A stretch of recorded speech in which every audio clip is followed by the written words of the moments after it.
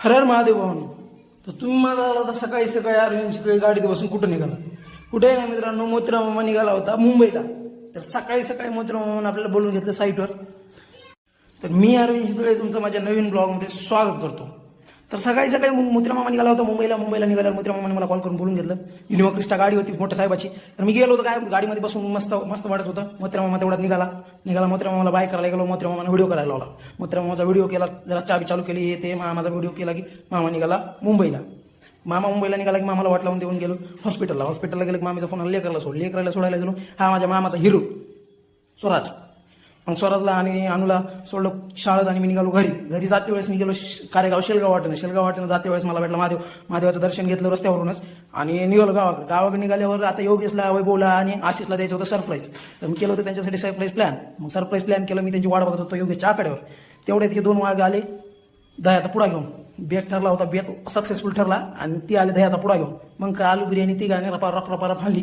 तेवढ्यात आमचा 1 वाघ यायचा राहिला होता. यांचं चालूच होतं, माझं झालं वाघ आला किंवा माझा. तेवढ्यात आला आमचा गट्टन पार त्या माळाहून इतरो पायाने चालत आला होता. तेव्हा त्याला सांगितलं होतं की आपल्याकडे आलू बिर्याणी आहे, तू ये पळत. तेवढ्यात गट्टन आलू बिर्याणी सगळी केली, सगळी फस्त. तेवढ्यात आला उमाचा फोन. उमा मला आपल्याला सोनखेडला ऍडमिशन करायला. मी तयार होऊन निघाल्यावर मला सुनीता मामीच्या द्यायला सांगितलं होता.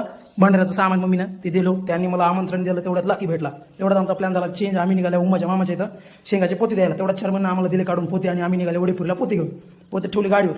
लगेच तिथं पोते घेऊन निघाल्या वडेपुरीला पोहोचल्या उमाच्या मामाच्या इथं. तिथं खाली पोहे. तिथून नाश्ता केला की निघाल्या घरी. पाऊस येत होता, मला पण उशीर झाला होता. हा उमाच्या मामाचा मुलगा. तर पाऊस येत होता, आम्ही घरी निघालो, उशीर झाला होता. मग मी लगेच घरी गेलो, रेडी झालो, जेवण केलं आणि हेल्मेट घालून निघालो की तेवढ्यात भेटले मला हे 3 वाघ भेटले. 3 वाघ बोलले. मग 3 वाघाने बोलले की मग मी निघालो डायरेक्ट हॉस्पिटलला गेलं. हॉस्पिटलला पोहोचल्या जाधव पाटील आले तिकडून. जाधव पाटलाला राम घातला. तेवढ्यात तिथं कुणाल भाभी आणि सचिन काका होते. शुक्रवार होता, सचिन काका पूजा करत होते. आपल्याला की थोडं मेडिकलला काम होतं. मेडिकलचं काम सारलं आणि मेडिकलचं काम सारून मी निघालो झोपायला. तर पब्लिक व्हिडिओ आवडला असेल तर लाईक करा, फॉलो करा, शेअर करा आणि सबस्क्राईब करायला विसरू नका. उद्याच्या धडाकेबाज ब्लॉगमध्ये. जय श्रीराम. धन्यवाद.